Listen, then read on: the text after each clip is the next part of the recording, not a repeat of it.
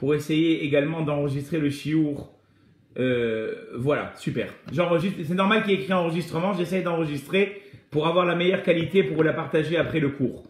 Alors, tout d'abord, j'aimerais dédier ce chiour. Vous savez qu'on a une famille que j'aimerais intentionnellement laisser dans l'anonymat. Mais c'est pour vous dire qu'il ne faut jamais perdre espoir à Botaï. En yiush ba'olam klal. Il n'y a jamais de désespoir dans le monde. On a une famille qu'on connaît, moi et mon épouse, qui Baruch Hashem, ça fait depuis, si je ne m'abuse, 16 ans qu'ils sont mariés et ils n'avaient pas d'enfants. Et Akadosh Baruch Hu, après 16 ans, ne les a pas oubliés et ils ont eu une petite fille. Cette petite fille, elle est née avec de grandes difficultés médicales. Et Baruch Hashem, cette semaine, ils sont venus à l'école de mes enfants pour leur offrir un sidour et les remercier que Baruch Hashem, j'ai eu le papa. C'est pour ça que je me permets de vous dire ça. Elle commence à aller mieux. Vous voyez, 16 ans après d'attente, Baruch Hashem, la petite, elle est venue. Il faut jamais, jamais, jamais, jamais se désespérer. Donc j'aimerais dédier ce chiour pour la Refoua Shenema de Gabriela Bat Sarah. Qu'Akadosh Baruch Hu lui envoie une Refoua Shenema complète et qu'elle puisse profiter entourée de ses enfants. Oui, je sais de Célia que j'ai oublié quelques noms, mais le nom principal c'est Gabriela et le nom de sa maman principale c'est Sarah. Regardez Rabotaï, j'aimerais commencer aussi sur une note un peu plus triste. Mais je veux tellement penser à cette personne ce soir qu'avec votre permission, je vais aussi avoir une pensée toute particulière. Et j'ai fait un post juste avant de commencer avec vous le cours sur Facebook et sur les réseaux sociaux parce que je pense que tout le monde se doit d'avoir une pensée ce soir pour un monsieur, un géant, et je pèse mes mots, celui qui est à la tête du groupe que tout le monde connaît, Zaka. Zaka, c'est Zihouye Korbanot Asson. Eh bien, c'est ce groupe qui finalement a toujours été sur le terrain depuis une trentaine d'années pour secourir les victimes des attentats et pour donner le respect aux victimes des attentats et aux défunts oubliés des fois ou bien perdus. C'est le Rav Yehuda Meshi Zahav. Ce gadol, je l'appelle vraiment, c'est un géant qui a fait beaucoup de choses, mais qui d'un autre côté, en l'espace d'un mois, il a perdu son frère, sa maman et ce soir son père. Les trois à cause du Covid. Pourquoi je tiens à vous parler de ça? Déjà pour lui rendre un grand hommage, parce que c'est quelqu'un, je pense, que le monde entier lui est redevable, puisqu'il a créé des unités un petit peu partout dans le monde. Il a créé des unités de Zaka pour venir secourir et des fois amener les gens à leur dernière demeure suite à des accidents terribles et catastrophes mondiales qu'on a pu connaître. Je pense aux tours jumelles, je pense aux tremblements, je pense aux tsunamis. Dans le monde entier, Zaka est présent et par-dessus tout, en Eretz Israël. Eh bien, ce monsieur, ce soir, il est dans le deuil de son frère, de sa mère et de son père, pour une seule raison. Parce qu'il y a des gens qui n'ont pas été vigilants, Rabotaï. Et ces gens qui n'ont pas été vigilants ont malheureusement transmis le virus à son frère, qui vivait avec ses parents, qui lui-même, malheureusement, l'a transmis à ses parents. Et les trois sont partis à cause du Covid. Je n'ai pas l'intention, en ce Motsei Shabbat, d'amener ici une touche triste. Mais c'est pour vous mettre, on doit rester vigilant. Le Covid est toujours là, il fait des catastrophes. Ça, c'est le premier message. Et le deuxième message, eh bien, avoir une pensée toute particulière à cet homme-là, que Dieu puisse l'amener une grande, grande, grande, grande consolation, parce qu'il vit un moment terrible. Et il a dit lui-même que si Dieu ne le soutenait pas, il n'aurait pas pu tenir, mais il a confiance. Il sait le travail qu'il a fait, on sait le travail qu'il a fait. Qu'Akadosh Baruch Hu lui envoie une grande, grande, grande consolation en ce Motsei Shabbat à la famille Zahav, et en particulier donc au patron de Zaka, Rav Yehuda Meshi Zahav, Amakom Inachemoto, Betor Havle Yerushalayim, Kadosh Baruch Hu lui envoie une grande consolation. Alors, et effectivement, sans transition aucune, le titre de notre cours, c'est un cours qui, sûrement, certains points vous les avez déjà entendus, mais qui, je pense, je pouvais à la base faire un autre sujet. Mais je pense qu'avec la situation dans laquelle on vit, où finalement, et c'est peut-être aussi l'occasion de dire ce que je pense à ce sujet-là. On a tellement envie que le Mashiach vienne à Rabotaï. Dans ces instants qui sont tellement difficiles, eh bien, on se demande plus que jamais, quand est-ce que le Mashiach va venir? Mais j'aimerais avant tout avoir une pensée que j'ai très souvent, et qui peut-être vous aidera et vous rendra service. Très souvent, les gens, à juste titre, quand il y a du désespoir dans le monde, ou quand une nouvelle nous fait de la peine, ou quand on ne voit pas l'avenir, on a un avenir incertain, qu'est-ce qu'on dit? Ça y est, c'est le Mashiach. Bien évidemment qu'il faut espérer au Mashiach. Et Maïmonide a dit, celui qui ne pense pas au Mashiach tous les jours, il a un problème dans sa judaïcité. Areani ma'amin, be'emuna shlema, sheyavo melech hamashiach. Il faut le dire tous les matins. Mais de là, Rabotai, à traduire que quelconque événement, tous les événements sont le Mashiach, ça c'est une erreur, Rabotai. D'abord pourquoi? Parce qu'on retombe de très haut. Et si vous pensez que j'exagère, il y a un rave il y a quelques années de ça, que j'estime énormément, c'est pour ça que je le garderai dans l'anonymat. Il avait dit, venez tous en Israël à Pessah, le Mashiach sera là. Et on attend toujours le Mashiach, et on va l'attendre. Et on doit se l'imaginer. Combien de fois avec mes élèves, je leur dis, Rabotai, les enfants, imaginez-vous, vos grands-parents, vos arrière-grands-parents, tout le monde va se retrouver à Jérusalem et on n'aura pas de place. Et on sera tous serrés, et on sera tous sur l'esplanade. Il faut se l'imaginer. Mais il ne faut pas donner de date, Rabotai. Il ne faut pas croire que chaque événement, il est en rapport avec le Mashiach. Il n'y a que Akadosh Baruch Hu qui sait quand le Mashiach il va venir. Moi, mon travail que je dois faire en amont, c'est croire que le Mashiach il va venir.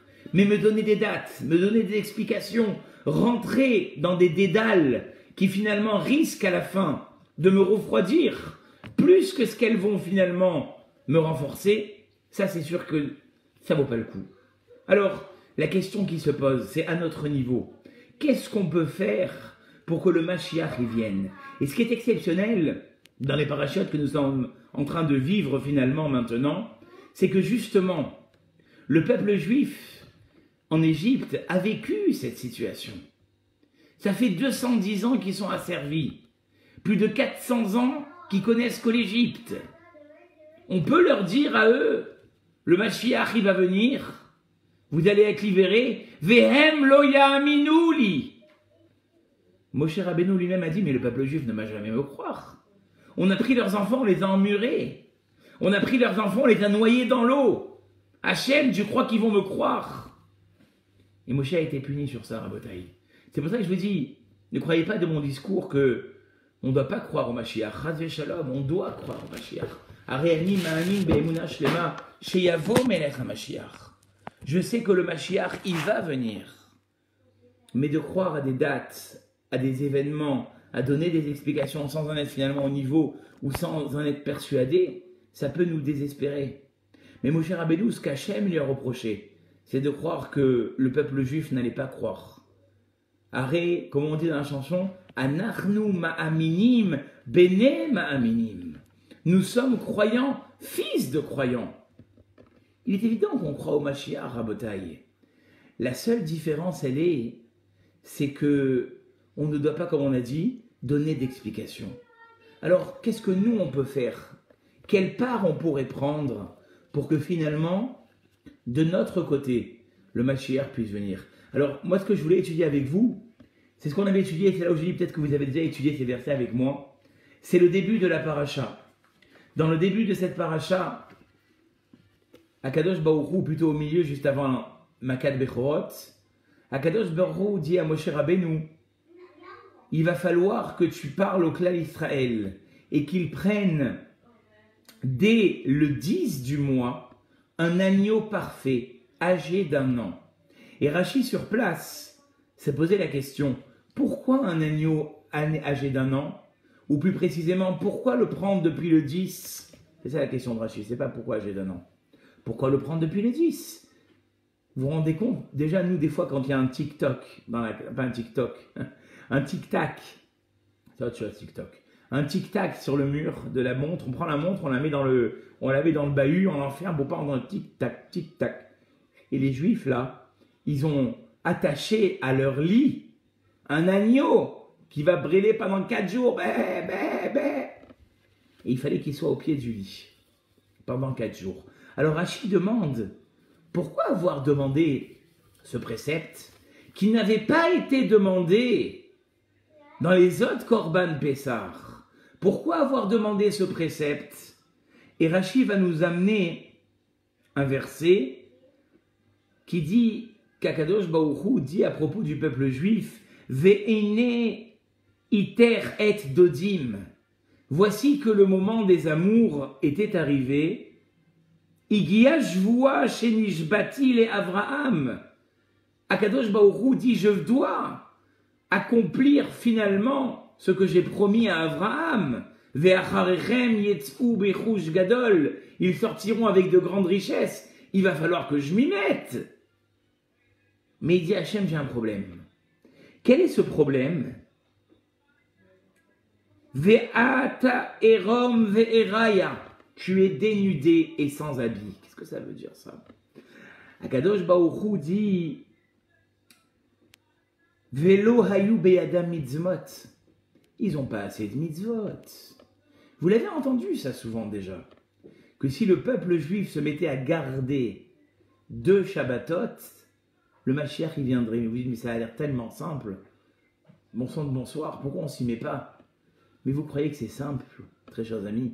Il y a des gens aujourd'hui qui ne savent même pas qu'ils sont juifs. Moi, une fois, moi, petit comme je suis, j'ai surpris quelqu'un qui m'a dit « C'est vrai que ma grand-mère et ma mère étaient juives, mais moi, je ne me sens pas juif. » À partir de là, vous comprenez le gros problème qu'on a. C'est-à-dire qu'on n'est même pas capable aujourd'hui de récupérer tous les juifs existants dans le monde. C'est d'ailleurs pour ça qu'on prie dans la tfila. Vekabetzenu me'arba kanfot haaretz. Rassemble-nous des 4 coins de la terre. Il n'y a que Dieu qui est capable de faire ça. Il n'y a que Dieu qui peut savoir reconnaître les juifs qui se sont perdus finalement parmi les nations. Alors, là le problème il était pareil. Dieu dit je veux sortir, je veux extirper les juifs de cette Égypte, de cet emprisonnement. Mais le problème c'est que je ne sais pas comment faire pour les extirper. Alors, Rashi va nous dire, je vais leur donner 2 mitzvot. La première mitzvah que je veux leur donner, Dam Pessah, qui fasse le Korban Pessah. Voilà pourquoi est-ce qu'il fallait le prendre au préalable, pour activer justement cette délivrance. Vedam Mila. Eh oui, le soir de la libération, Moshe Rabbeinu était avec j'imagine un silex coupant, puisque c'est ce qu'il avait fait, on en parlera à la fin du cours, on parlera de ça. Et ils ont fait la Brit Mila à la chaîne. Il n'y avait pas de salle d'opération, il n'y avait pas d'anesthésiant. Tous ont eu ce courage extrême, et je pèse mes mots, de se faire circoncire au moment même de la sortie d'Égypte. Shavuatov à Madame Teboul qui nous a rejoints, et à tous ceux qui nous ont rejoints.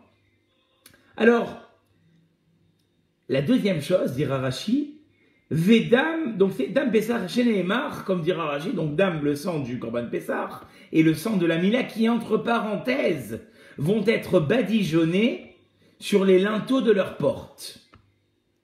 Et c'est ça que dira le verset, et c'est ça qu'on dit le soir de la Haggadah, je t'ai vu frétiller dans tes sangs, mitbossé set bedamaïr vaomarlach, et c'est ça qu'on dit à la Brit Mila, si Dieu veut des petits enfants pour vous tous. Vaomarlach bedamaïr chaïr, vaomarlach bedamaïr chaïr. Je t'ai vu frétiller dans ton sang et je t'ai dit, tu vas vivre dans ce sang, tu vas vivre dans ce sang. Donc on a ici 2 choses, 2 mitzvot, mais c'est pas fini. Rashi dira, tu vas voir s'il y a la batterie, Rashi dira autre chose. Vesheayush tufim beavodat kochavim. Et parce que ils étaient dans la avoda zara, dans les cultes idolâtres, qu'est-ce que Dieu a fait? Amar lahem mishrou ou krou. Retirez et prenez. De quoi je retire? Et qu'est-ce que je prends? Mishrou yedechem me'avodat kochavim. Retirez-vous des cultes idolâtres. Ukrou lachem son shel mitzvah. Et prenez un sacrifice de mitzvah. Il y a donc ici, Rabotai, très chers amis, 2 principes qui ont été cités au moment de la sortie d'Égypte. Le premier, eh bien, c'est d'accomplir ces 2 mitzvot, de la Brit Mila et du Korban Pessah. Et le deuxième, c'est la séparation de l'idolâtrie. Et intentionnellement, je vais commencer par le plus simple.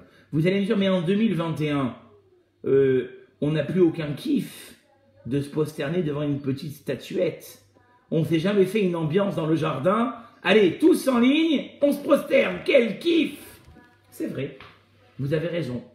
L'idolâtrie n'existe plus. Mais une fois, je vous avais dit, si vous en rappelez, et ça peut être un message pour tous les parents. Des fois, quand on est jeune parent, on a beaucoup de questions, particulièrement quand c'est le premier enfant. Qu'est-ce que j'achète comme cadeau à mon enfant? Quel cadeau est bénéfique? Quel jouet est bénéfique? Lequel ne l'est pas? Or, les éducateurs nous disent, d'après la Torah, c'est un jouet que l'enfant sera capable de s'en séparer. C'est-à-dire que si demain tu achètes un ordinateur dernier cri, mais que ton fils il devient drogué de l'ordinateur, tu lui as fait faire de la avoda zara.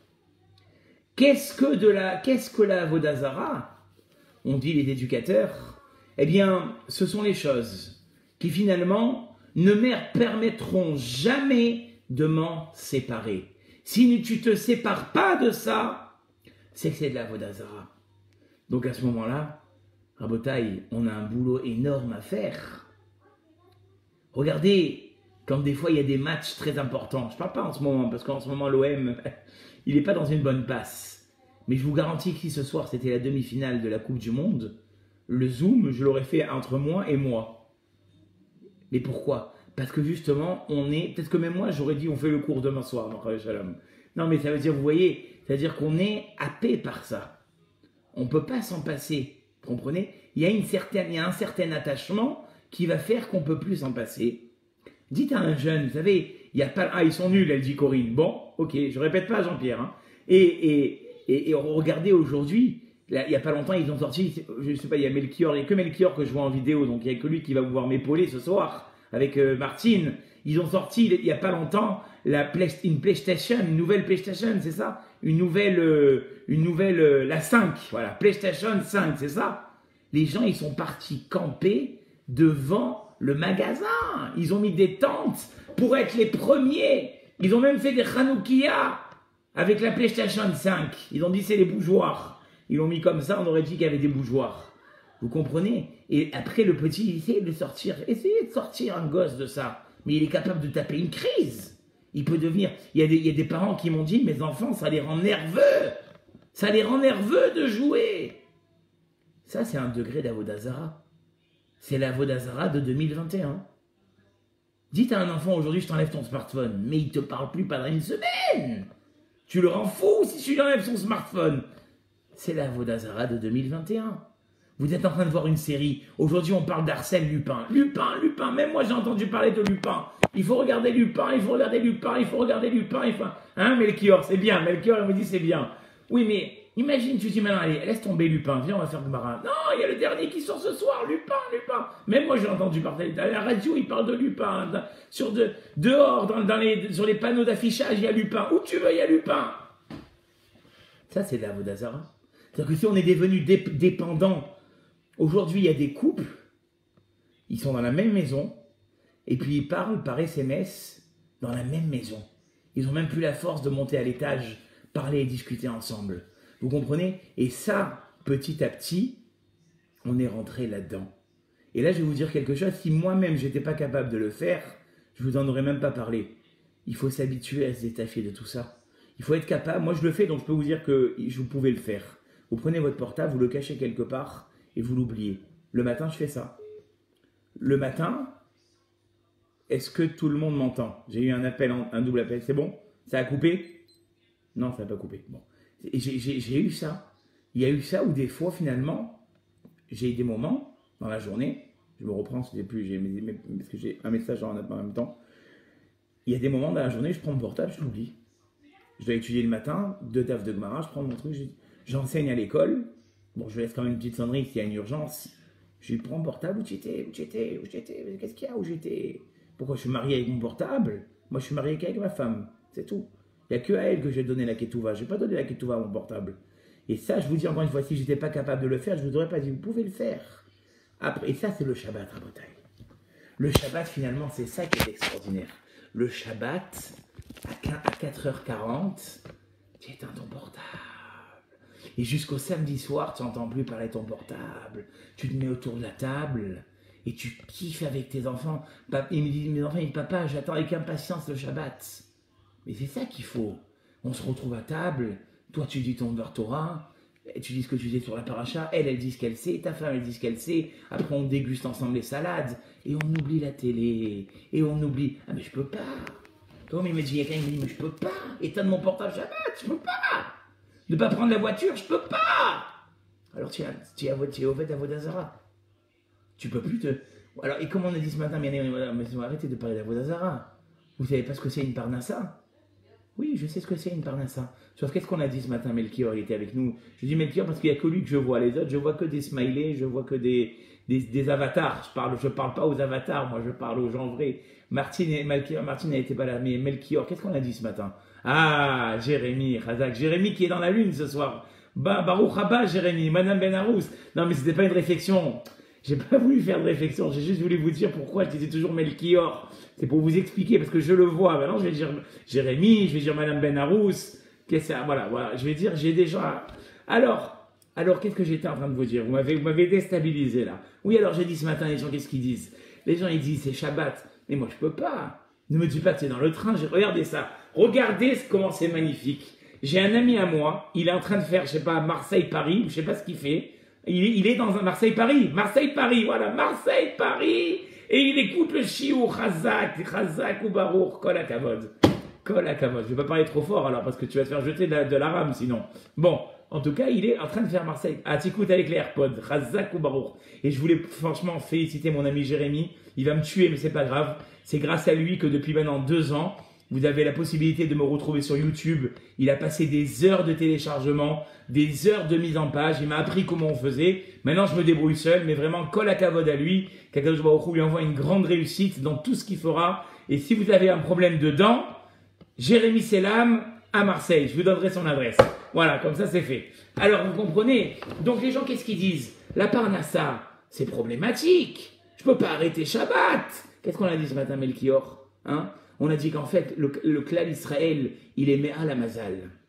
Même si dans ta vie, selon ton signe astrologique, on a décidé que tu serais peut-être pauvre, mais le matin tu t'es levé, tu as mis les tefilines, tu as donné la tzedaka, tu as amené quelqu'un en voiture, tu as soutenu un copain ou une copine par téléphone pendant des heures. Vous savez, on peut soutenir des gens par téléphone, on peut faire revivre des gens en les appelant. Hachem, il va te faire sortir de ton mazal. Donc même s'il a été décidé que peut-être tu vas pas avoir d'argent, mais Hachem, il va voir ta Shmirat Shabbat. Il va voir que tu gardes Shabbat. Il va voir les efforts que tu fais. Eh bien, tu n'auras plus de problème de parnassa.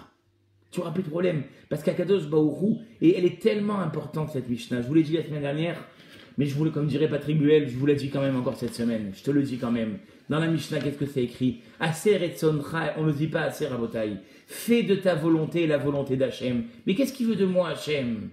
Ben, il y a 613 mitzvot à faire. Les tfilines, le talit, la cacheroute, la tsniout, se couvrir la tête, s'habiller pudiquement, aller au mikvé. Je continue. Avoir une vaisselle de lait, avoir une vaisselle de viande, éteindre et faire tout le Shabbat du début à la fin. Tu as fait tout ça? Ah non, mais je peux pas. Mais je me sens pas. Mais si je comprends pas, tu demandes à Hachem de faire des efforts par rapport à ton mazal. Mais toi, tu fais quoi? Tu fais quoi? On va en parler tout à l'heure. Et c'est ça tout le cours qu'on est en train de faire maintenant. Donc on revient à l'idolâtrie d'abord. Donc vous avez compris, on doit s'habituer à enlever un peu de cette idolâtrie. Comment? Je vous ai dit, à battre ses tentations. Et encore une fois, moi je ne vous parle pas de choses, c'est toujours écrit, parle de choses que tu es capable de faire, et après tu parleras aux autres. Mais moi je vous le dis, je le fais. Je le fais. Le matin, je vous raconte ma vie, mais c'est pour vous dire comment le faire. Le matin, je prends 2 heures avant la tfila, ou 1h30, 5h30, 6h. Ceux qui reçoivent mes messages, des fois ils savent, on commence à discuter tôt. Et j'étudie, mon portable, il n'est pas devant moi, il reste sur mon chevet, ou il reste dans une armoire et j'étudie. Vous savez quel kiff c'est de se retrouver en semaine comme dans Shabbat. Je fais ce que j'ai envie, ou j'étudie avec mes enfants. Ils ont un exposé de Torah, je laisse le portable de côté, maintenant on va étudier ensemble. D'accord? Et ça c'est important, de sortir un petit peu la Avodah Zara pour justement faire un peu comme le peuple juif a fait. Mishrou krou lachem tzon. Sortez de votre maison tous les animaux et tout ce que vous avez. D'accord? Parce que là-bas en Égypte c'était la folie. Eux pour eux l'agneau c'était l'idolâtrie. Sortez tout ça et faites que la mitzvah. La deuxième réflexion qu'on a ce soir à faire, c'est que la deuxième mitzvah qu'Akadosh Baruch Hu leur a demandé de faire, c'est faire la mila. Vous allez dire, monsieur le rabbin, Ça fait 60 ans qu'on a fait la Brit Mila. On n'a plus besoin de parler de ça. Ok, d'accord. Mais le Maharal, il va aller beaucoup plus loin. Il va dire, c'est quoi la Mila, Rabotai? La Mila, c'est quelque chose qu'on a sur notre peau. Et d'ailleurs, on le dit dans le Birkat Amazon. Ve'al beritecha shechatamta bivsarenu. Et sur cette alliance que tu as mise sur notre peau. D'ailleurs, les commentateurs, ils demandent la question, et pourquoi les femmes, elles disent ça dans le Birkat Amazon? Jusqu'à preuve du contraire, aucune femme n'a fait la Brit Mila. Alors on dit que quand elles disent ça, elles pensent à leur mari ou à leurs enfants qui, eux, ont la Brit Mila. Bon. Mais dira le Maharal, cette Brit Mila, elle n'était pas suffisante. Il fallait le sang du Korban Pessar. Ça veut dire quoi? La Brit Mila, comme on l'a dit, c'est quelque chose qu'on a dans notre peau. Je ne pense pas qu'on nous ait demandé notre avis. Enfin, moi je ne me rappelle pas, hein. 39 ans aujourd'hui, je ne me rappelle pas que mon père m'a dit, écoute mon chéri, ça te dirait de faire la Brit Mila? Non, un jour j'ai grandi avec ça. C'est-à-dire que c'est quelque chose qui finalement est inné en nous, d'accord, mais qui n'a pas encore prouvé grand-chose. Regardez, le Maharal, il dit, un serviteur a beau avoir sur sa chair un signe qu'il appartient à un tel et tel maître, mais tant qu'il n'aura pas servi son maître, il ne s'appellera pas serviteur. Et ça, c'est le message de ces deux mitzvot. Le peuple juif, ils avaient fait la Mila ce soir-là. Mais dira Kadosh Baruch Hu, ça ne suffisait pas pour que la Géoula, elle vienne. Il fallait un vrai service, un premier korban. C'est le korban Pessah. Alors vous allez me dire, mais c'était pas ça la première mitzvah. La première mitzvah, c'était de faire Rosh Chodesh. Après, je vais vous expliquer ce que c'est Rosh Chodesh. Mais en tout cas, la mitzvah de la Brit Mila, elle n'était pas suffisante. Et ça doit être un message pour nous. Très souvent, moi le premier, Rabotai, on se sent déjà trop religieux. Mais attends, tu sais ce que j'ai fait? J'ai changé toute ma cuisine. J'achète à Super K et bon, je fais la publicité. J'achète dans les magasins cachers toutes mes courses. D'accord? C'est beaucoup ça déjà. Tout ça, j'ai envie de te dire, c'est la Brit Mila. Tout ça, c'est finalement les choses qui sont évidentes. Que tu aies une cuisine cachère, c'est évident. Que tu achètes à manger cachère, c'est évident. Tes parents, ils faisaient ça déjà. Moi, ce qu'il veut, Akadosh Baruch Hu, et c'est peut-être ça qui va activer le Mashiach, c'est que toujours, tu fasses quelque chose en plus. Et il y en a beaucoup d'entre vous, je sais, qui font déjà en plus. Mais c'est que comme ça qu'on va amener le Mashiach. C'est ça le message de Dame Brit Mila et Dame Korban Pessar. La Brit Mila, c'était normal de la faire. Ce que tu fais, que tu mettes ton taillis et tes tefilines tous les matins, c'est normal. Que tu fasses Shacharit, Mincha et Arvit, c'est normal. Demande-toi, c'est un peu comme la Brit Mila finalement. Demande-toi, d'accord, qu'est-ce que tu fais de plus? Oui, mais vous comprenez, dans ma salle à manger, il y a le cadre de baba salé. Hein? Mais ça, vous la connaissez cette blague. Le type il rentre dans un restaurant, il dit, dis-moi c'est cachère ici. Il dit, regarde Baba, il y a le tableau de Baba Salé sur le mur. Il dit, tu sais, si Baba Salé, il était à la caisse, et que toi, tu serais encadré dans ce cadre, là, j'aurais été confiant. Mais le problème, c'est que Baba Salé, il est dans le cadre, et toi, tu es à la caisse. Comprenez? Ça veut dire que quoi? Ça veut dire que finalement, on a besoin d'un effort personnel. Ça ne suffit pas d'avoir fait sa Brit Mila quand on était petit, on a fait la bar mitzvah à Nazareth, c'est le grand rabbin qui nous a mariés. Ok. En 2021, depuis Rosh Hashanah qui vient de passer, tu étais plein et pleine de bonnes, on était tous pleins de bonnes intentions. Qu'est-ce qu'on fait au jour le jour de plus dans notre vie qui va faire, d'accord, qu'on n'est pas simplement, d'accord, des touristes à la synagogue le jour de Yom Kippour ou pendant les fêtes, ou alors on va faire c'est bientôt Tou Bishvat, il faut planter l'arbre au KKL, mais ça fait 30 ans que tu donnes de l'argent au KKL, et c'est magnifique ce que fait le KKL. Ils ont reboisé des centaines de forêts en Israël, kol hakavod. Mais toi, à ton niveau, tu peux pas faire un peu plus? Tu peux pas te dire 1 ou 2 fois par semaine, je vais faire 1 heure de limoud? Le matin, au lieu de me lever à 7h35 et parce que ma femme elle m'a enlevé la couette et je me suis rampé jusqu'à la salle à manger pour mettre mes tefilines et à la limite j'étais presque mis à l'envers. Lève-toi. C'est écrit que moi j'ai toujours dit ce pshat, ce truc qui est très magnifique. La Mishnah elle nous dit j'ai eu peur, je croyais qu'on disait on n'entend plus. On ne peut plus entendre que les Juifs fassent tchouva. Alors comment le Mashiach viendra? Non, mais on n'a pas besoin d'attendre les autres. Moi je pense que nous-mêmes, on va faire teshuva. Et vous savez ce que, Madame Teboul, je vais vous dire quelque chose. Quand quelqu'un il fait tchouva, ça donne envie déjà dans sa maison d'en faire aussi tchouva. Moi pousse-moi un peu la table, ma chérie. Je voulais tellement radoter cette idée que je la dis plus parce que je pense que vous la connaissez par cœur. La meilleure façon d'éduquer nos enfants, hein, tous les gens de la communauté ils le savent déjà. Commencez, mais c'est par nous-mêmes. Ne leur dis rien à tes enfants. Mais assis-toi à table, prends ton Birkat Amazon, mets ton doigt dans le texte et fais mot à mot. Le premier jour, il va dire maman, tout va bien? Papa, tu as de la fièvre? Qu'est-ce qui t'arrive à faire le Birkat Amazon comme ça? Et puis le deuxième jour, déjà ils vont s'habituer. Puis le troisième jour, ben, ils vont dire attends, ça se fait pas que je me lève comme ça de table quand je les vois faire un aussi beau Birkat Amazon. Mais toi, tu dis rien. Tu fais aucune réflexion, tu le laisses se lever. Mais toi, tu donnes l'exemple. Par cet exemple, Madame Teboul, je suis content que vous ayez posé cette question. Finalement, vous allez vous-même faire éveiller les gens qui se trouvent dans votre maison. Et petit à petit, par cet exemple, eh bien, les gens qui sont dans votre maison, ils vont à leur tour réveiller ceux qui sont à l'extérieur, et ainsi de suite, et ainsi de suite. Il ne faut jamais croire qu'il y a des petits travails. Non, chaque travail, il influence. Puis c'était ça le message de Rabbi Akiva. Rabbi Akiva, il a vu qu'une goutte d'eau avait transpercé un rocher, et il s'est dit finalement, si la goutte d'eau a la force de transpercer le rocher, c'est que moi finalement, par mes habitudes, et par comment dirais-je, j'ai eu une discussion il n'y a pas longtemps avec un élève, sans rentrer dans les détails. Il m'a dit, vous pensez qu'il y a des gens qui sont propices pour la médecine et d'autres qui ne seront jamais capables de faire médecine? Bon, alors je ne veux pas parler de mon ami Jérémy qui est en face de moi parce que c'est l'exemple vivant, mais pour lui faire plaisir, je ne vais pas parler de lui, bien que j'aurais voulu parler de lui. Mais tout le monde est fait pour tout. Il y a juste ta persévérance qui compte. C'est ça que j'ai dit à mon élève. Et Jérémy, j'espère que tu me le confirmeras. Ça veut dire qu'en fait, on est tous capables d'y arriver.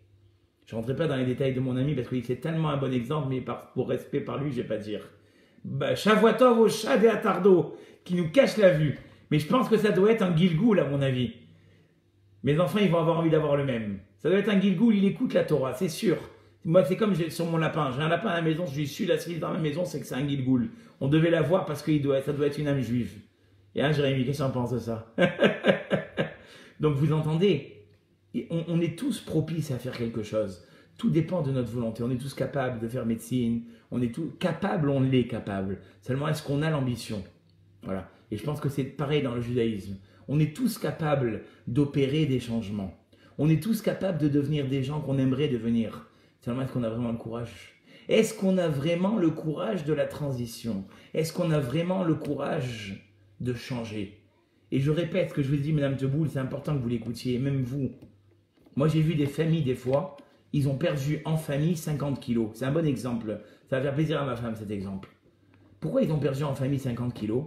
Parce que le papa, la maman, elle a commencé à faire un régime. Le papa, il a voulu l'accompagner. Puis le fiston, comme il n'y avait que de la salade à table, il s'est mis à manger de la salade. Et au bout de 3 ans, ils ont tous perdu. C'est pas un bon exemple, ça?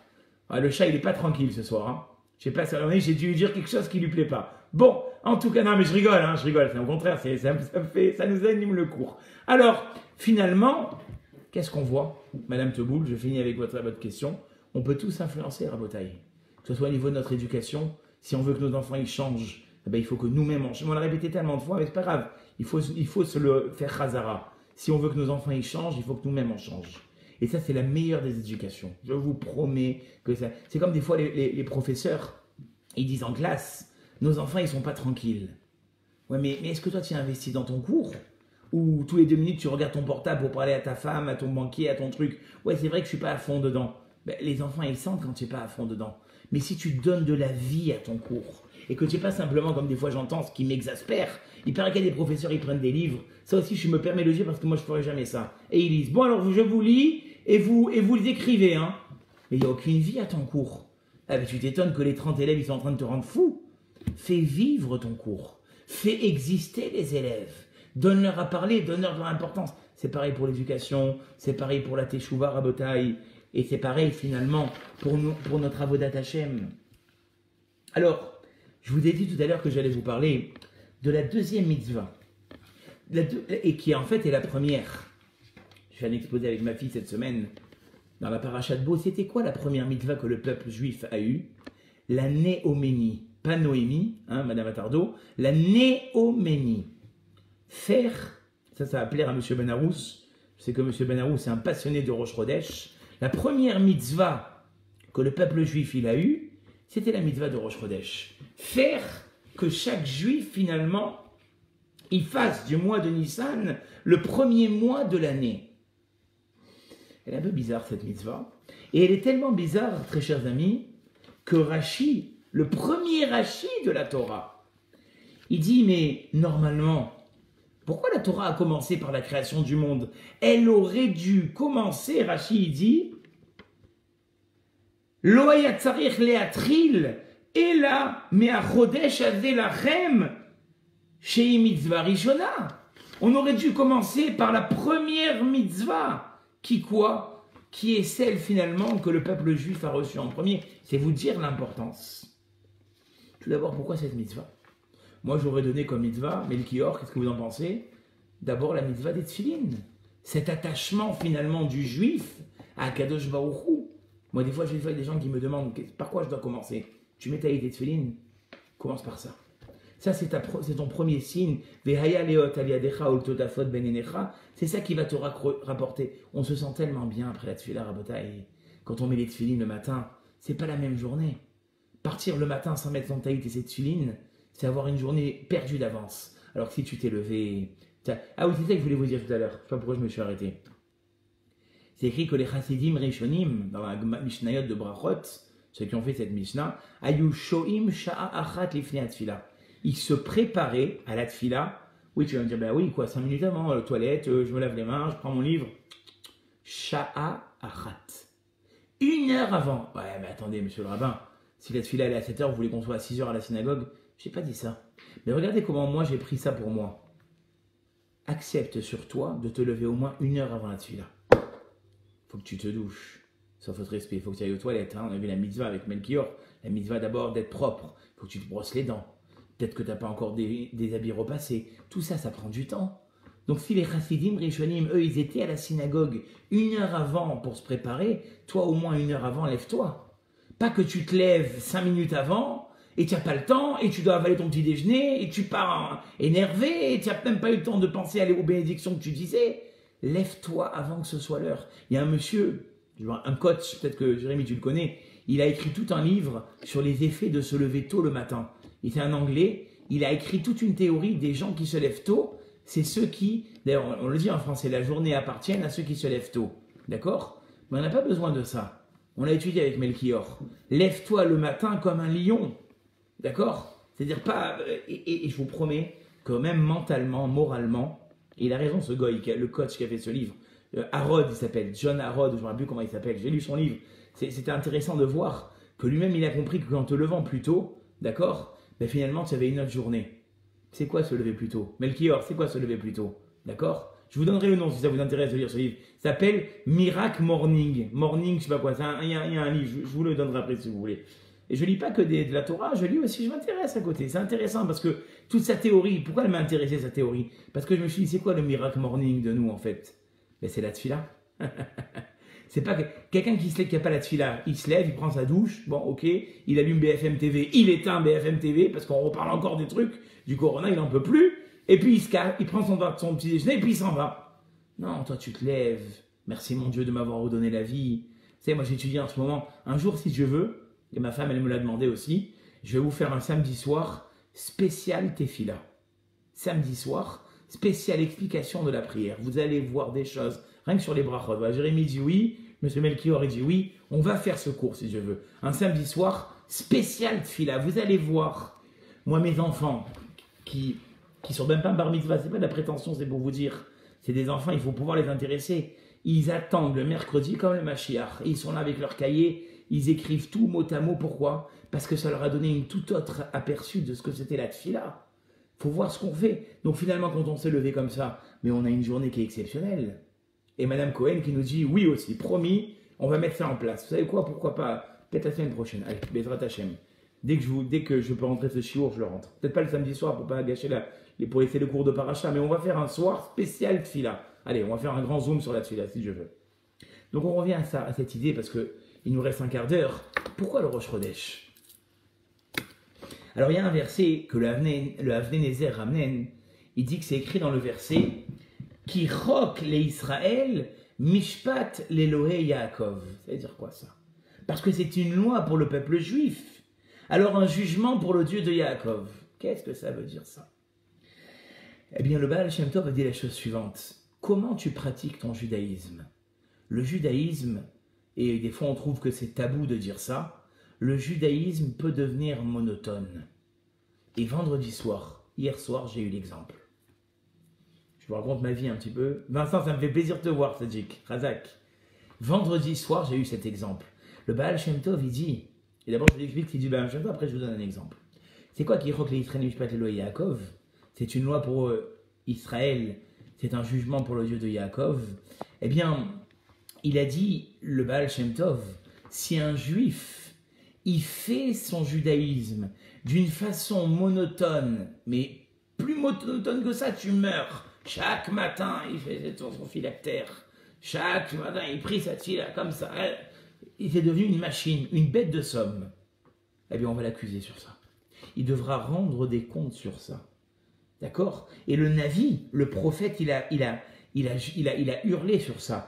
Vatehiratam mitzvat anashim melumada. La crainte du peuple juif était devenue une habitude machinale. Mais je vous promets que hier soir, je me suis rendu compte de ça. Je raconte ma vie, mais c'est pour la bonne cause. Moi, je lis beaucoup de Teilim. Je vous donne un conseil, faites pareil. Les Teilim, vous ne savez pas ce que ça vous a... Je pèse mes mots que je vais dire maintenant. J'ai vu des miracles avec les Teilim. Et je voulais expliquer une fois dans notre communauté. Vous savez pourquoi les Teilim, c'est tellement fort? Très rapidement. Je l'ai dit, il y en a qui doivent s'en rappeler encore, mais c'est pas grave, je le répète. Razara. Pourquoi les Teilim, c'est tellement fort? D'accord. Ah, Madame Mizrahi, oui, Madame Mizrahi, c'est mon partenaire des Teilim. C'est elle qui m'a donné de la force. Mais elle va s'énerver si je commence à parler de ça. Mais bon, bref. Pourquoi c'est tellement fort les Teilim? En tout cas, elle me dit, je confirme que les Teilim, ça amène des miracles. Donc on est deux déjà. Hein. Je vous invite à rentrer dans le club des miracles par les Teilim. Bon, moi aussi j'ai des histoires à vous raconter, mais je vais pas rentrer là-dedans maintenant. C'est pas pour ça que je vous dis ça. Pourquoi les Teilim c'est tellement fort? Ça oui. Et après, qu'est-ce que j'ai vu des Teilim? Bon, pourquoi les Teilim c'est tellement fort? Adam Arishon il naît, d'accord? Melchior, Adam Arishon, Adam, il naît. Il voit une neshama, il voit une âme qui est en train de vagabonder dans le ciel. Il dit, oh, elle est belle cette âme. Hachem il dit, ouais, elle est belle, mais elle n'a pas de... On ne sait pas dans quel corps la mettre. Elle n'a pas d'année pour vivre. Oh, il dit, ah bon? Je donne, il dit Adam Arishon. Combien tu donnes? 70 ans. Et c'est comme ça que Melchior, Adam, il a vécu que combien d'années? 930. Il arrive au bout de 930 ans, il dit, alors Dieu? Il dit, allez, ça y est, tu rentres à la maison. Comment? Il me reste encore 70 ans. Non, tu as donné à Adam. Ah, tu as donné à David Améler. Cette âme, en fait, oui, j'ai été trop vite. L'âme que Adam avait vue, c'était l'âme d'Adam Arishon. Elle n'avait pas de corps. Donc, Adam Arishon, il a fait un don, d'accord, un joli don, de 70 ans. C'est pour ça que David Améler, il a vécu 70 ans. Or, si on pense à ça, alors on comprend que c'est extraordinaire. Ça veut dire qu'Adam Arishon, Rabotai, il a donné 70 ans de sa neshama, de sa vie, à David Améler.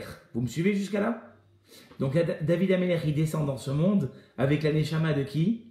D'Adam Arishon. Adam Arishon, c'est qui son père? C'est Akadosh Baruch Hu, c'est Dieu. Qui mieux qu'un fils est capable de parler à son père? On les connaît tous ces moments où papa il avait les orteils comme ça, bien il était détendu. Tu sais quand parler à ton père.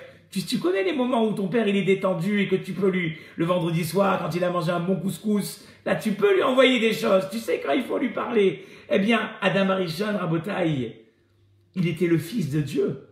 C'est Akadosh Baruch Hu qui l'a façonné. David Améler, quand il écrit les Teilim, il les écrit avec qui? Avec les Neshama d'Adam Arishon. Qui mieux que Adam Arishon peut trouver les mots pour intercepter auprès de Dieu?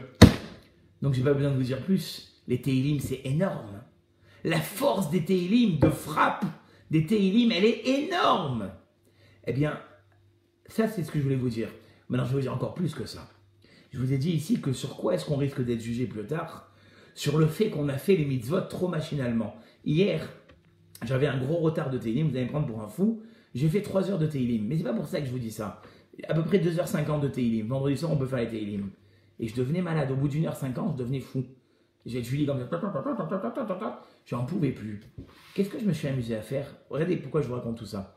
Vous savez qu'entre chaque Teilim, les belles éditions de Teilim, hein, Melchior, les belles éditions de Teilim, de Psaume, qu'est-ce qu'elles font? Elles racontent le contexte du Teilim et pourquoi David Ameller, et là un petit clin d'œil à mon ami Cédric, parce qu'il faut savoir, et Cédric qui m'a fait découvrir ça, est-ce qu'il est toujours avec nous Cédric?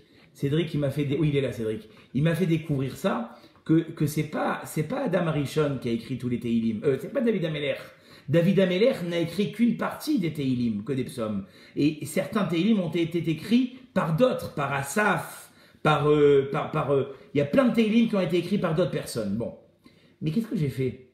Chaque Teilim que je lisais dans quel contexte il avait été lu, et je me suis mis à lire aussi pourquoi est-ce qu'il était bénéfique. Croyez-le ou ne le croyez pas. La dernière heure que j'ai faite, je devais m'arrêter, j'ai rajouté encore une demi-heure. Pendant 1h30, je me suis mis à avoir une autre dimension dans mes Teilim. Mais qu'est-ce que ça veut dire ça? C'est énorme en fait. Ça veut dire en fait que grâce à ça, j'ai eu une autre dimension dans ma lecture. Vous n'entendez plus? Je vois que Madame Melchior, elle... Ah d'accord. J'ai eu une autre dimension. Mes Teilim, pendant 1h50, c'était devenu une horreur, parce que je lisais, j'en pouvais plus, en plus il était tard.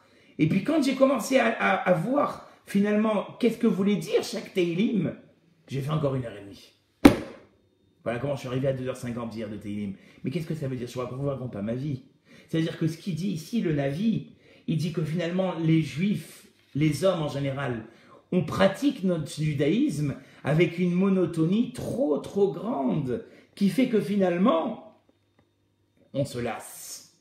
On se lasse. Or, on a mentionné Yaakov. On a dit que qui est-ce qui va nous juger? Le Dieu de Jacob. D'accord? Eloké Yaakov. Mishpat l'Eloé Yaakov. Pourquoi Eloé Yaakov? Pourquoi c'est Yaakov qui va nous juger, Rabotai? Pourquoi le Dieu de Jacob? Qu'est-ce qu'il avait? Yaakov, c'était l'inverse. Yaakov, c'était quelqu'un qui en permanence s'est renouvelé dans son judaïsme. Et vous savez d'où je le sais? Parce qu'il a eu je ne sais pas combien d'épreuves. C'était le juif galérien, Yaakov. Depuis son enfance jusqu'à son je ne sais pas comment on dit, le fait d'être grand-père, jusqu'à sa vieillesse. C'était un galérien, il a galéré toute sa vie. Et pourtant, Vayavo Yaakov Shalem Ir Shechem. Yaakov est venu entier à Shechem. Après tout ça, oui, il est encore entier. Pourquoi? Parce qu'il y a du renouveau. Et qu'est-ce qu'on dit de Yaakov? Yaakov Lomet. Ah, pourtant c'est écrit qu'il a été embaumé par les Égyptiens. Yaakov Lomet, Rabotai. Ça veut dire que quand il y a du renouveau dans ta vie, et là je vais un peu décoller ce soir, tu vas vivre même après ta mort. Et je vous promets que c'est vrai. Très souvent, les cours que je vous fais, vous entendez parler du Rav Eliyahu Roth. Il est décédé depuis au moins 10 ans. Mais moi, j'ai un site je crois que c'est le site qui comporte le plus de cours au monde. 60 000 ou 100 000 cours dans ce site. Kol Halashon. Il y a tous les cours de mon Mashgiach là-bas. Mais je vous promets que je l'écoute chaque semaine, je n'ai même pas l'impression qu'il est mort. Je l'écoute pendant des heures parler, il n'est pas mort. Parce qu'il a tellement marqué son existence que même après sa vie, il existe encore. Et on est tous dans cette dimension chaque semaine. Seulement, est-ce qu'on profite de cette dimension ou pas? C'est la question. Shabbat. Qu'est-ce qu'on dit Shabbat? Shirou Lachem, Shir Chadash. Chanter un nouveau chant. Itnari me'afarkumi. Lève-toi de ta poussière, relève-toi. Et on dit que le summum, entre parenthèses, là on n'en peut plus, on n'arrive même plus à marcher après la Dafina, c'est à Mincha. Mincha de Shabbat, c'est Keter. Alors moi je ne suis pas un Mekoubal, mais le Ben Ishra il dit que les tfilotes qu'on fait à Mincha, ça a un impact au plus haut niveau de la couronne. C'est Keter. C'est pour ça qu'on n'a jamais la force à Mincha. Hein, vous avez vu comment on est dans quel état on est à Mincha d'habitude, jusqu'à qu'on se lève la sieste et jusqu'à qu'on prenne son café, on a du mal. Forcément, dès qu'il y a de la Kedusha, il y a de la sainteté, le Satan il veut nous atteindre. Alors maintenant on a compris Rabotai. Puisqu'il est tard, je vais pas aller plus loin que ça, mais je vais juste vous dire la conclusion de cette deuxième partie. Les goïms, eux en fait, c'est eux qui vont nous faire un jugement. Et voilà pourquoi on devait faire le Rosh Chodesh. Parce que les nations, elles vont, et c'est d'ailleurs, il y a beaucoup de religions qui le disent, vous, le peuple juif, Dieu vous a oublié. Il est passé à autre chose. C'est plus vous, le peuple élu. Mais quelque part, ils ont raison. Dans la mesure où finalement, si on ne tient pas la Torah, et si on ne se renouvelle pas dans notre judaïsme, ils peuvent nous faire finalement un jugement. D'accord? Comment ils ne vont pas nous faire ce jugement si chaque jour, on confirme le droit de notre existence sur notre terre et le droit de notre propriété sur la Torah? Qu'est-ce que je veux dire par là? La seule raison qu'on puisse avoir d'être en Eretz Israël, c'est si finalement est né Hachem Eloké Chaba. Les yeux d'Hachem sont rivés sur la terre pour voir quoi? Pour voir si le peuple juif, il fait la Torah et les mitzvot. Et comme elle a écrit Madame Cohn dans un fichier à l'école, elle a dit qu'en Israël, la bracha, elle dépend que des juifs. Si les juifs, ils font la Torah et les mitzvot, la pluie, elle est là. Il y a la bracha dans le pays. Mais si les juifs ne pratiquent pas, ils n'ont plus le droit sur la terre. Qu'est-ce qui a fait qu'on est le peuple élu qui avons mérité Eretz Israël? C'était pour faire les mitzvot. Ils sont rentrés en Eretz Israël et ils ont eu le droit de... C'est pour ça que Moshe Rabbeinu, il avait une envie terrible de rentrer en Eretz Israël. Parce qu'il voulait justement accomplir la Torah dans la terre. Maintenant, je vais vous expliquer la fin des choses. Pourquoi on a besoin de se renouveler? Parce que en fait, les goïms eux-mêmes, avec notre pensée, ils peuvent nous accuser. Arrête, qu'est-ce que vous dites tous les matins vous voyez que c'est important là. Là, les cours que je vous ferai, c'est que sur les brachot. Mais il y a à faire, il y a des heures de cours à faire sur la tefila. Qu'est-ce qu'on dit tous les matins, Melchior, dans la tefila? Amechadesh betuvo, bechol yom tamid maaseh bereshit. À chaque instant, Dieu, il renouvelle le monde. On avait fait un cours sur ça une fois, Madame Attardo, je suis sûr que vous vous rappelez. On avait dit que le monde, il est renouvelé chaque instant. Et d'où on le sait? Abraham Avinu, il a compris de lui-même. Il a vu une maison qui brûlait, il a compris que le monde, il était renouvelé. Quel rapport? Alors on avait expliqué. On avait dit que c'est quoi une matière qui brûle? Le feu, il consume à chaque instant une partie de la matière. Vous êtes d'accord avec moi? Le feu qui brûle maintenant, c'est pas la matière de maintenant, c'est la matière d'après. Par exemple, une bougie en cire, chaque seconde, la cire, elle est consommée plus. Eh bien, Abraham Avinu, il a dit, je suis en train de voir que le feu, il consume petit à petit un autre morceau du bois. Le monde, c'est la même chose. Le monde, il existe à chaque instant parce que Dieu, il renouvelle sa volonté que le monde existe, n'est-ce pas? C'est ça qu'on dit dans la tefila. Amechadesh betuvo bechol yom tamid maaseh bereshit. Akadosh Baruch Hu, à chaque instant, il renouvelle la création du monde et il dit encore, le monde existe. Chaque matin. Et on a vu ce que ça peut faire. Si à un seul moment, Dieu, il relâche les frontières de la mer, un tsunami, des millions de personnes qui meurent. Donc c'est la volonté de Dieu, à chaque instant, que le monde existe. Mais si le monde, il se renouvelle, Rabotaï, notre droit d'être le peuple élu, notre droit d'avoir la Torah, ça se renouvelle aussi. C'était ça, le message de Dieu en donnant Rosh Chodesh. En leur disant, certes aujourd'hui, vous êtes le peuple élu, mais n'oubliez jamais que ce choix que j'ai fait, il est pour une seule raison. Et on le sait de Shavuot, c'est parce que vous avez été les seuls à accepter la Torah. Sinon, le monde, il arrivait à la 26e génération où il ne pouvait plus tenir sans Torah et je détruisais le monde. C'est vous qui avez été garant finalement de continuer à avoir le monde qui existe.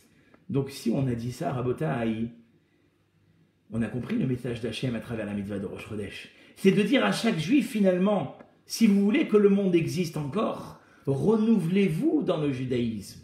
Ne soyez pas finalement anashim melumada, des gens qui font la Torah et les mitzvot de façon automatique, mais renouvelez votre judaïsme, afin que jamais, jamais au grand jamais, on vienne vous dire, vous n'êtes plus le peuple élu. Donc Rabotaï, pour résumer tout ce que je vous ai dit, parce qu'on est parti un peu dans tous les sens, j'aurais voulu vous faire encore une partie, mais il est déjà à 35, donc je vais m'arrêter. Mais on va quand même résumer tout ce qu'on a dit. On a demandé la première question qu'on a demandé, comment le Mashiach il peut venir en 2021? Et on a répondu avec 4 points de la plus haute importance. Le premier, Rabotaï, c'est d'enlever un peu la Avodat Zara de chez nous. Enlever cette addiction. Et encore une fois, si je n'étais pas capable de l'avoir fait, je ne vous l'aurais pas demandé. Prenez des moments dans la journée, n'attendez pas Shabbat. N'attendez pas Shabbat pour vous déconnecter. N'attendez pas Shabbat pour vivre en famille. N'attendez pas Shabbat pour profiter de vos enfants. Déconnectez-vous. Ça, c'est le premier message. Le deuxième message, c'est s'engager un petit peu plus. Ne pas se suffire de la cache-route, de ce qu'on fait finalement tous les jours, mais être finalement là pour renouveler un petit peu plus à chaque fois mon engagement dans la Torah. Et ne croyez pas que c'est des grandes choses. Comme il a dit Rav Sitruk, que je fréquentais beaucoup à l'époque, il avait dit dans un cours, c'est pas les grandes choses qui sont importantes, mais c'est de faire des petites choses, des grandes choses. C'est-à-dire que peut-être que la demi-heure, moi vous savez ce qu'on peut faire en une demi-heure tous les jours. C'est quoi une demi-heure? C'est rien. Mais cette demi-heure répétée tous les jours, durant des semaines, durant des mois et durant des années, on atteint des choses énormes. D'accord? Donc prendre une demi-heure de plus. Je ne le faisais pas, maintenant je vais le faire. Je faisais ma sieste pendant 1h30 l'après-midi, je vais la faire 3/4 d'heure. Le soir, je me faisais une série, ben maintenant je vais me prendre un livre et puis je vais étudier à la place de cette série. Mais des petites choses, parce que si vous voulez faire des grandes choses, vous n'y arrivez pas. Ne dites pas je vais enlever la télé de chez moi, vous ne le ferez pas. Ne dites pas je ne vais plus utiliser, vous ne le ferez pas. Le Yetzer Hara, vous savez, on avait fait un cours sur ça, Madame Attardo, elle doit se rappeler. Je pense que vous étiez à ce cours. On avait dit que l'homme il a une force de rébellion, d'accord? Rav Wolbe, il avait dit que l'homme il est rebelle. Depuis qu'il est né, il est rebelle, d'accord? On avait développé ça. Si vous faites des grandes choses, vous allez vous supporterez pas. Il y a une rébellion, c'est un cours d'1h30 maintenant, je ne vais pas vous le faire maintenant, mais il y a une rébellion qui est en l'homme. Donc vous allez faire des petites choses, et ces petites choses-là, elles vont faire que vous allez vous renouveler. Et enfin, ce qu'on a dit, c'est que grâce à ce renouveau, finalement, tout d'abord, on aura justifié notre existence en tant que peuple, mais on aura finalement peut-être, et comme l'a dit Madame Teboul, mais nous, on va faire quelque chose, mais on peut pas changer le monde, Rav Chokron. Ben peut-être que oui. Parce que moi, je vais faire changer ma famille, qui à mon tour, eh bien, va faire changer son entourage, qui à son tour peut-être fera changer toute la communauté, qui à son tour fera changer toute une ville. J'ai beaucoup d'ambition, je sais, mais c'est de là que tout commence. Je vous souhaite une très bonne soirée et je vous dis Shavua Tov. Je vais réactiver les micros et je voulais féliciter ici notre voyageur SNCF de ce soir, Vincent qui nous a rejoint d'Aix-en-Provence, la famille Attardo, vraiment kol hakavod. On va remettre un petit peu les micros. J'arrête ici l'enregistrement et je vais remettre ici une petite seconde. Voilà, là c'est bon. Où est-ce que ça se fait? Il y a beaucoup de boutons hein, dans le truc là, donc j'ai pas trop l'habitude. Comment on fait pour remettre? Tu sais, chérie, ici, comment on fait? On va y arriver, ne vous inquiétez pas. Ah voilà, c'est ici. Voilà, vous pouvez remettre vos micros. Je vous souhaite Shavua Tov. On va ici arrêter.